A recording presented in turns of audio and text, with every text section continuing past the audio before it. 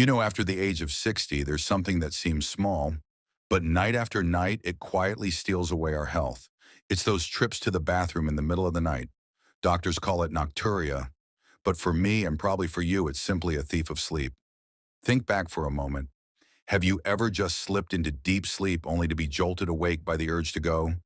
The room's still dark, your feet unsteady on the floor, and in that instant, one small misstep could send you crashing down.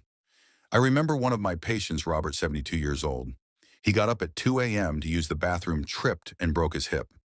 From that night on, his independence was never the same. But the danger isn't just falling. Every time your sleep is interrupted, your brain and body have to start the whole process over again. Those precious hours of deep sleep, the time your body heals and restores itself, are stolen. The next morning you wake up already tired. Golf feels like a chore. Even playing with your grandkids for a few minutes leaves you worn out. Now, a lot of folks think I'll just drink less water. That should fix it. But that's a dangerous trap. Dehydration makes you confused, dizzy, and can even damage your kidneys. In fact, after 60, your body needs water more than ever. Cutting back on fluids is never the solution. What I want you to understand is this: nighttime trips to the bathroom are not an unavoidable part of aging. They're a signal, a reminder that your body still needs the right kind of care. And trust me, if you know how to prepare your body before bedtime, you can take back the gift of a full night's rest. No interruptions, no fear, just deep, peaceful sleep. My friend, let me share with you 6 solutions I've used with hundreds of my patients, and yes, the same ones I follow myself here at age 60. I call them the little keys that unlock the door back to sleep. And if you stay consistent, they can truly change your everyday life. The first solution is what I call gravity flush. I want you to picture this: your legs are like 2 giant sponges. All day long, as you stand, walk, or even sit for hours, gravity pulls fluid down into your lower legs. By nighttime, if you go to bed in that state, the moment you lie down, all that fluid drains back into your bloodstream, runs through your kidneys, and ends up filling your bladder at 2 or 3 in the morning. The fix is surprisingly simple.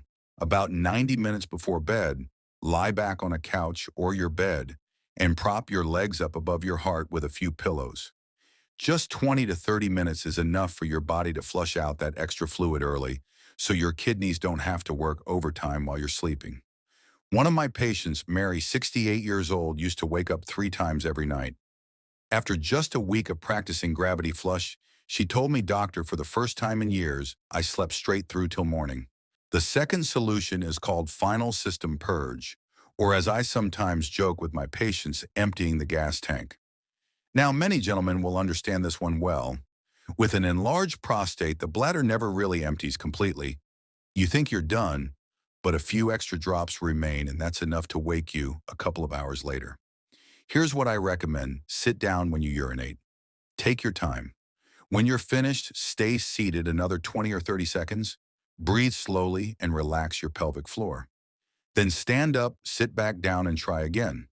You'd be surprised, many of my patients find that this second round makes all the difference. A small habit, yes, but it can mean the difference between a restless night and a full night of peaceful sleep. The third solution is what I call intake valve shutdown, or simply managing how and when you drink water. I often compare the body to a factory. Water is the raw material, and it should be delivered during the daytime shift when the workers are active and ready. But if you dump in a load of raw material right before the factory closes, the night shift has to run at full speed, and that's when your bladder fills at 2 or 3 in the morning. So here's the trick: try to drink about 75% of your daily fluids before the afternoon. After 7 p.m., only take small sips if you're truly thirsty. And avoid coffee, black tea, alcohol, or sodas in the evening. Those are like strict supervisors, pushing your kidneys harder while making your bladder more sensitive. Believe me, I've seen it countless times. Just adjusting water intake alone has dramatically reduced nighttime bathroom trips for many of my patients. The fourth solution: keep your bedroom cool and stable. It sounds simple, almost too simple, but it's incredibly important. When your room is too hot or too cold, your body's more likely to wake up suddenly. And once you're awake, that urge to urinate feels much stronger. Studies show that the ideal sleep temperature for older adults is around 65 to 68 degrees Fahrenheit. One of my patients, Frank, was convinced he had a serious bladder problem. But all we did was switch to lighter sheets, crack open a window, and add a small fan. Suddenly, he was sleeping straight through the night. Sometimes good health doesn't come from medicine, it comes from making peace with your environment. The fifth solution, strengthening the pelvic floor with gentle Kegel exercises. Now I know many of you might smile when you hear the word Kegel, but let me put it this way. Your pelvic floor is the natural shutoff valve for the bladder. With age, that valve weakens and it becomes harder to control those sudden urges. Just 5 to 10 minutes a day practicing the motion of gently tightening those muscles as if you were holding back a stream of urine can make a real difference in a matter of weeks. I had a patient, Susan, who used to feel embarrassed because she wore pads at night. 3 months of steady Kegel practice, and she no longer needed them. Modern science backs this up. Stronger muscles mean better control, and that means deeper, more peaceful sleep. Final solution, cut back on salt at night. Have you ever had a salty dinner and then felt thirsty all evening? That's because salt makes your body hold on to water. It causes swelling in your legs, fluid buildup, and forces your kidneys to work overtime at night. I always tell my patients keep dinner light, low in salt with more vegetables, whole grains, and a bit of lean protein. Instead of processed foods, try a simple bowl of vegetable soup or a piece of steamed fish. When your body feels light before bed, your sleep will feel light and restful too. You see, these 6 solutions aren't about expensive pills or complicated machines. They're just small habits anyone can start tonight. And if you give them a chance, you'll notice a big difference: longer nights of uninterrupted sleep, mornings full of energy, and a more peaceful, enjoyable life after 60. So let me leave you with this question. How do you want to spend your years after 60, struggling through restless nights, or waking up every morning ready to truly live? The answer lies in the small habits you choose today. How to apply in the first week. I usually tell my patients not to change everything all at once. Think of this as retraining your body to get back in sync with its natural rhythm. Days 1 to 2, just focus on your water schedule. Write down how much you drink before afternoon and how much after 6 to 7 p.m.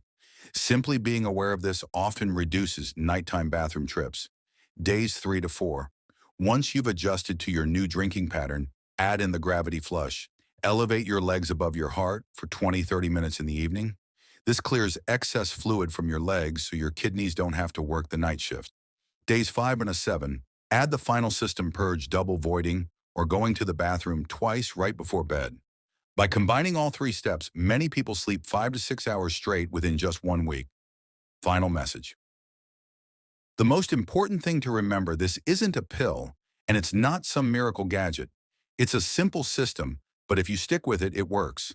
You'll sleep deeper, reduce nighttime trips to the bathroom, feel more energized during the day, and most importantly, lower your risk of dangerous nighttime falls, a real concern after 50. To recap, elevate your legs 20-30 minutes before bed.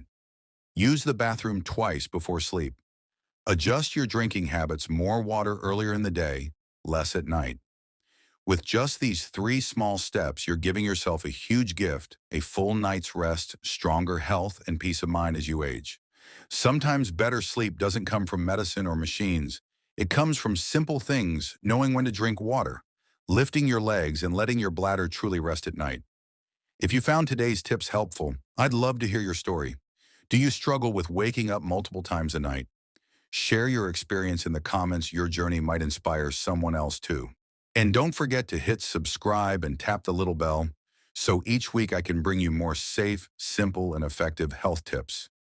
We're on this journey together, and I truly believe with deep and restful sleep, your tomorrows will always be brighter.